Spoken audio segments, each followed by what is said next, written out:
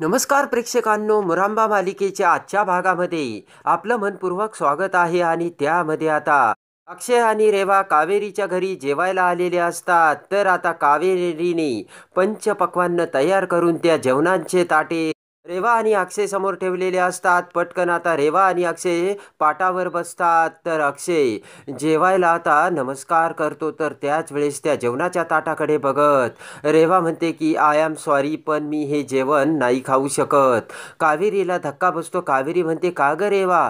रेवा म्हणते की I am sorry, पण आम्ही डाएटवर आहोत ना, आणि असं व्हायली तिखट मी नाही खाऊ शकत. ते ऐकून मावशी म्हणते की बघितलं का कावेरी, अगं रेवा आत्ता हे खात नाहीये आणि हेच खाण्यासाठी रेवा आमच्या घरी यायची पळत पळत, आणि हेच मिटक्या मारत खायची. खूप छान झालं, छान झालं असे म्हणायची. बरोबर ना रेवा? रेवा म्हणते सॉरी मावशी, पण आता मला नाही खायचं. कावेरी म्हणते की रेवा तुला हवं तेवढंच खा, आम्ही काय तुम्हाला जास्त आग्रह करणार नाही. अक्षय म्हणतो ठीक आहे. हळूच अक्षय रेवाच्या कानात म्हणतो की चल संपव आता. तर रेवा म्हणते की अक्षय तू म्हणतोस म्हणून मी खाते, आणि एक घास उचलत रेवा अक्षयच्या तोंडासमोर धरते आणि म्हणते अक्षय हे भरवू का मी तुला? तर आता सगळेजण चाट झालेले असतात. अक्षय म्हणतो की यांच्यासमोर कसं रेवा, हे असं लग्नात भरवायचं असतं, इथे नाही रेवा. रेवा म्हणते की अरे अक्षय आपल्या घरात मी सगळ्यांसमोर तुला भरवलंय ना, मग आता का नको? अक्षय म्हणतो की पण आता आपण यांच्या घरात आहोत ना, तेव्हा इथे नको. तर रेवा म्हणते की अक्षय प्लीज फक्त एक घास. तेवढ्यात नऊवारी साडी, डोळ्यात म्हातारीचा गॉगल आणि म्हातारीच्या वेशात रमा दरवाजात येत म्हणते की अहो होणारे नवरा बायको थांबा. तर आता सगळेजण रमाकडे बघू लागतात. तर कावेरी मावशी एकमेकींना खुणावतात. हात करत रामा म्हणते की असं तुम्ही एकमेकांना आत्ताच नाही भरवू शकत, थांबा असे म्हणत आता म्हातारीच्या वेशात आता हळूपार पावलांनी रमा त्यांच्या समोर येते. आणि रमा समोर येताच लगेच रेवा म्हणते व्हॉट डू यू मीन, नाही भरू शकत म्हणजे? तर अक्षय म्हणतो की पण या कोण? तर पंकज म्हणतो की आमच्या चाळीतल्या आजी आहेत. डोक्यावर पदर घेत रमा म्हणते की आजकालच्या पोरांना काय बी कळत नाही, मान सन्मान काहीच समजत नाही, लहान मोठे काहीच कळत नाही. रामा म्हणते पहिलं मान आजीचा असतो, असे एकमेकांना भरवायचं नसतं. असे म्हणत आता रमा मांडी घालून अक्षय शेजारी बसते आणि ताटातला घास उचलून प्रेमाने अक्षयला भरवते. आणि त्यानंतर आता रेवाकडे बघत आजी दुसरा घास उचलते आणि म्हणते पुरी एकी पुढे जरा लाजतेस काय? तर अक्षय रेवाला पुढे घेतो आणि आता रमा ही रेवाला घास भरवते. तर आता अक्षय म्हातारीच्या वेशातला रमातला म्हणतो की नुसता घास भरवायचा नाही, आजी आशीर्वाद सुद्धा द्या. तर आता रमा म्हणते की असं म्हणता होय, आशीर्वाद पाहिजे तर मग पाया पडा. तेव्हा आता अक्षय म्हणतो की असं होय. तर अक्षय म्हणतो चल रेवा पाया पडूयात. रेवा आणि अक्षय पाया पडताच आशीर्वाद आहे असे रमा बोलते. आणि लगेच अक्षय रेवाला म्हणतो चला करा आता सुरू. आणि आता रेवा ही पाणी पिऊ लागते. तेवढ्यात रमा म्हणते की पोरी तुला तुझ्या सगळ्या कर्मांची फळं मिळो. तर लगेच रेवाला ठसका जातो. रमा आता अक्षयचा गाल ओढत म्हणते की पोरा तुला सुद्धा आशीर्वाद बर का, आणि अशीच तू सत्याची बाजू घेत राहा. तर आता जोराने अक्षयचे तोंड धरून रमा म्हणते की सत्यमेव जयते. तेव्हा आता रेवा म्हणते आजी पण मला का असा आशीर्वाद दिला? तेव्हा रामा म्हणते की थोबाड बघून माणसं कळतायत मला. तर रेवाला मोठा धक्का बसतो. रामा म्हणते म्हणून मी तुला असा आशीर्वाद दिला. अगं पोरी आता तुमचं लग्न होणार आहे आणि नवऱ्यापासून काही लपवत नसतं बरं का. तेव्हा तू नवऱ्यापासून काही लपवलंस का ग? अक्षय म्हणतो की आमच्या ट्रान्सपरन्सी आहे, एकमेकांपासून आम्ही काहीच लपवत नाही. रमा म्हणते की अहो ऐकलं का? तर अक्षय म्हणतो की पारदर्शकता आहे आमच्यात, आम्ही एकमेकांपासून काहीच लपवत नाही. अक्षय म्हणतो की आणि मला खात्री आहे आम्ही काहीच एकमेकांपासून लपवलं नाही, हो की नाही रेवा? तर आता रेवा म्हणते की नाही. तेव्हा आता रेवा म्हणते की अक्षय मी तुझ्यापासून एक गोष्ट लपवली. तर अक्षय म्हणतो काय रेवा, कोणती गोष्ट लपवली? तर आता रेवा म्हणते की अक्षय मी माझ्या नाकाची सर्जरी केली. तर आता रामाने डोक्याला हात लावलेला असतो. तर अक्षय म्हणतो की अजून काही लपवलं नाहीस ना रेवा तू? तर रेवा म्हणते नाही लपवलं रे अक्षय. इकडे आता मयुरी ही टेरेसवर असलेल्या अभ्याकडे आलेली असते आणि अभ्याला म्हणते की काय प्लान आहे अभि? अभ्या म्हणतो की प्लान असा आहे की लग्नाच्या दिवशी रेवाला गायब करायचं. तर आता मयुरी म्हणते की अरे पण काय उत्तर देणार घरच्यांना तू? तेव्हा अभ्या म्हणतो की मी काय उत्तर देणार, उत्तरं तर त्यांनी मला द्यायला हवीत. अभि म्हणतो की ते का माझ्या मागे लागलेत आणि का माझं आयुष्य उद्ध्वस्त करायला टपले. अभ्या म्हणतो की माझ्या आयुष्यात मी त्या रेवाशी लग्न केलं आणि घरचे आता रेवाला सुद्धा माझ्यापासून लांब करतायत. मी असं होऊ देणार नाही. ती म्हणते की अरे पण अभि तुमचं लग्न झालं याचे तुमच्याकडे पुरावे नाहीयेत.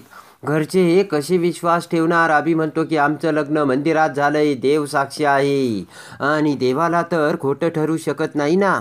अभि म्हणतो की मयुरी तू माझी मदत करणार आहे की नाही. तर मयुरी म्हणते करेन मी तुझी मदत, कारण त्या रमाक्षेला धडा शिकवण्यासाठी मी काहीही करू शकते आणि कोणत्याही थराला जाऊ शकते अभि. तर आता इकडे रेवा आणि अक्षय जेवण करत असतात. तर अक्षय म्हणतो की मला सतत हे खाताना काय कधीतरी वाटतंय की हे याआधी मी कधीतरी जेवलोय. तर आता लगेचच मावशी म्हणते की जेवलेच असणार ना. तर रेवा म्हणते की कधी. तर आता मावशी म्हणते की असं काय करते, रमा तुझ्यासाठी डबा आणायची ना रेवा. तर आता हसतच रेवा म्हणते की हो ना रे अक्षय, लग्नाच्या अगोदर मी कॉलेजला होते ना त्यावेळेस मला टिफिन जो यायचा ना तो रामाच्याच घरून यायचा. मावशी म्हणते की आणि तुम्ही विसरले काय, आमची रमा तुमच्या घरी काम करते ना तेव्हा आता आमच्या घरी जर काही चांगले पदार्थ झाले तर रमा तुम्हाला घेऊन येते ना. मावशी म्हणते की काय आहे ना एखादा चांगला पदार्थ रमाने जर तुमच्या घरी आणला तुम्ही खाता आणि मग तुम्ही फोन करून आमची नाही का स्तुती करता. तर काय बरोबर ना जावई बाप्पू. तर अक्षय म्हणतो की मला तुम्ही जावई बाप्पू का म्हणालात. तर रेवा म्हणते की मावशी. तर आता लगेचच रमा डोक्याला हात लावते आणि म्हणते की कारण मावशी त्यांना मुलगा मानते ना. रेवा म्हणते की अरे अक्षय मी तुला सांगितलं होतं ना रामाच्या घरचे मला त्यांची मुलगीच मानतात म्हणून तुला जावई बाप्पू म्हणतात. तर आता अक्षय म्हणतो बरोबर रेवा तुम्हाला सांगितलं होतं, आठवलं मला. इकडे आता तेवढ्यात रमा रडू लागते. तेव्हा आता अक्षय म्हणतो की आजीबाई तुम्ही का रडताय, अहो तुमच्या हातचा तर पहिला घास खाल्ला. अक्षय म्हणतो रडू नका आजी, हे घ्या पाणी घ्या. आणि अक्षयच्या हाताने आता रमा पाणी पिते. तर आता रेवा रमाकडे बघत म्हणते की सगळं ठीक आहे पण या आजीबाईंना एवढं काय वाईट वाटतं. तेव्हा आता मावशी म्हणते की मी सगळ्यांना सांगते बरं का ही पोरगी जरा हुंडकी आहे. मावशी म्हणते की अगं रेवा असं काय करते, मी तर तुझी स्तुती केली. तर राग येऊन रेवा म्हणते की काय अर्थ आहे उंडगीचा, सांग ना मग मावशी. तर आता पंकज म्हणतो की अगं उंडगी म्हणजे तेज दिमागवाली, तू नाही का तेज दिमागवाली, तुझं डोकं खूप चालतं रेवा. लगेचच हसत अक्षय रेवाच्या गालाला हात लावत म्हणतो की अगं माझी उंडगी. तर आता मावशी म्हणते की रेवास खूप छान स्वयंपाक करते बरं का आणि सगळं टापटीप ठेवते. मावशी म्हणते की तिला स्वयंपाकातलं काहीच जमत नाही, खरं सांगायचं झालं तर काहीच येत नाही. आणि तुम्हाला जर काही खायचं झालं तर तुम्ही आमच्या घरी या असे आता मावशी अक्षयला सांगते. मावशी म्हणते की हिच्याकडून तुम्ही काही अपेक्षा ठेवूही नका, हिला काही येत नाही, फक्त हिला नटणं आणि मोरडणं येतं. अक्षय म्हणतो की तिला जरी काही येत नसलं ना तरी जाऊ द्या, ती बर्कोहोलिक आहे. तेव्हा आता मावशी म्हणते हे काय असतं. अक्षय म्हणतो काका जसे अल्कोहोलिक आहे ना तशी ही बर्कोहोलिक आहे. आणि आता इकडे रेवाचा तिथे मावशीने खूप अपमान केलेला असतो आणि रागातच रेवा अक्षयला घेऊन तेथून घरी येते. त्यानंतर आता आजीच्या बेडरूममध्ये तिरझऱ्या मारत आता रेवा आजीला सगळी हकीकत सांगते आणि म्हणते की त्या रमाच्या घरी आजी माझा खूप अपमान झाला आहे आणि मी हे कधीच विसरू शकत नाही आणि त्याचा मी बदला घेणारच. तेव्हा आता आई आजी म्हणते रेवा प्रत्येक युद्ध ताकद वापरून जिंकता येत नाही, कधीतरी अकलीचा सुद्धा वापर करावा लागतो. इकडे आता आई आजी म्हणते की रामाच्या घरी जाऊन तिथे तुला जेवायला बोलवून त्यांनी तुझा अपमान केला ना त्यापेक्षा जास्त अपमान रामाचा होईल, तिच्या जिवारी लागेल. रेवा म्हणते की मला काहीच कळू नाही राहिलं. तर आई आजी म्हणते की अगं मूर्ख मुली, जसं तुला आणि अक्षयला त्यांच्या घरी जेवायला बोलवलं तसे रमा आणि तिच्या होणाऱ्या नवऱ्याला इथे केळवडासाठी बोलवायचं आणि त्यांचा खूप अपमान करायचा. रमा म्हणते की पण नाही आई आजी, अक्षय समोर आपल्याला हे असं करता येणार नाही. अक्षयचा स्वभाव कसा आहे आई आजी तुम्हाला तर चांगलंच ठाऊक आहे, अक्षय हे होऊच देणार नाही. तर आता आई आजी म्हणते की त्या दिवशी अक्षय सीमाला घेऊन डॉक्टरांकडे जाणार आहे आणि त्याचाच आपण फायदा उचलवायचा आणि त्या रमा आणि तिच्या नवऱ्याला जेवायला बोलवायचं. ते ऐकून आता रेवा म्हणते की वा काय प्लान केला आहे आई आजी. तर आई आजी म्हणते म्हणून मी पार्वती मुकादम आणि तू रेवा राज्याध्यक्ष आहे रेवा, तेव्हा आता माझ्याकडून काही शिक. आणि आता आई आजी आणि रेवाने प्लान करून अस्मित आणि रामाला केळवडासाठी घरी बोलावलेलं असतं. तेव्हा आता लगेचच आई आजी ते येताच अस्मितला म्हणते की जशी रमा आमच्या घरात जरी मोलकरी नसली ना तरी आम्ही तिला घरच्यांसारखंच मानतो.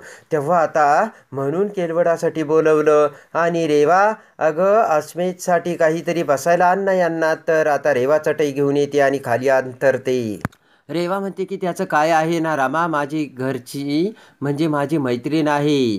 तेव्हा काही दिवस या घरी आहे तर आपण तिला मानाने पाठवूयात ना. तर अस्मित खुश झालेला असतो. लगेच आई आजी म्हणते की रेवा जेवण. तर आता खुश होऊन रमा आणि अस्मित पाटावर बसलेले असतात. तर रेवा 2 ताटे घेऊन येते. त्यामध्ये फक्त भात आणि बटाट्याची भाजी असते. ते बघताच अस्मित रमाला मोठा धक्का बसतो. तर रेवा म्हणते हेच तुमचं जेवण. तर आता लगेचच आई आजी म्हणते काय झालं रमा. तर रमा म्हणते आई आजी हे जेवण मी काल बनवलं होतं.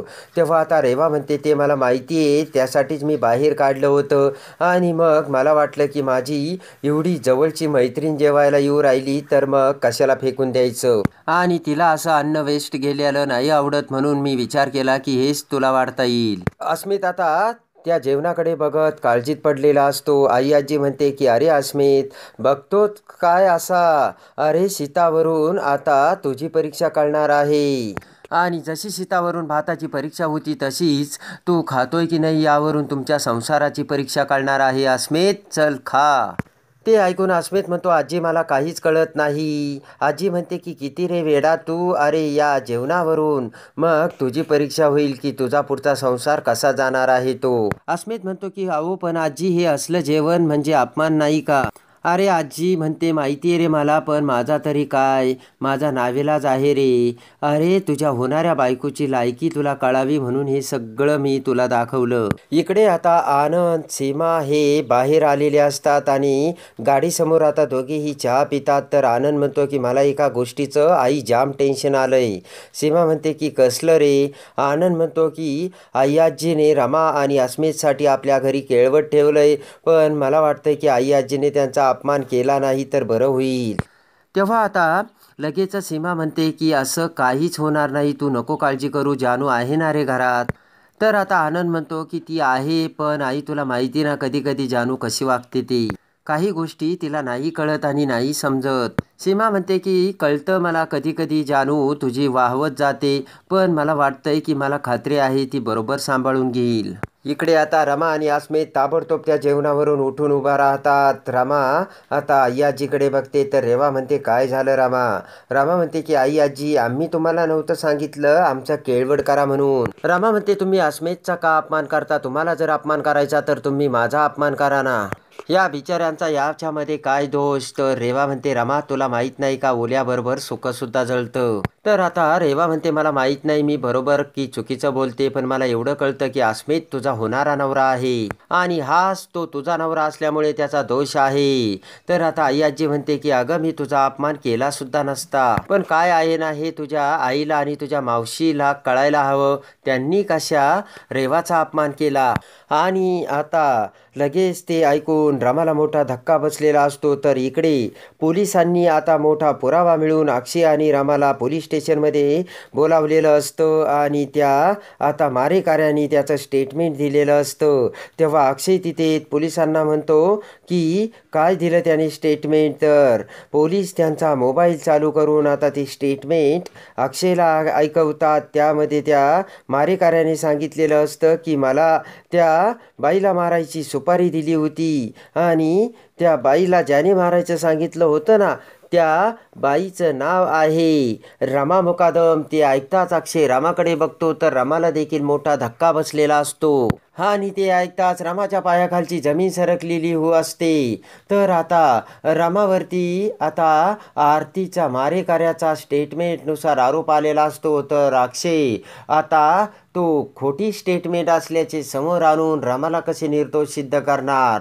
हे बघण्यासाठी आणि मुरांबा मालिकेच्या डेली अपडेटसाठी बेल नोटिफिकेशनवर क्लिक करून आपल्या चॅनलला लाईक करा, सबस्क्राईब करा.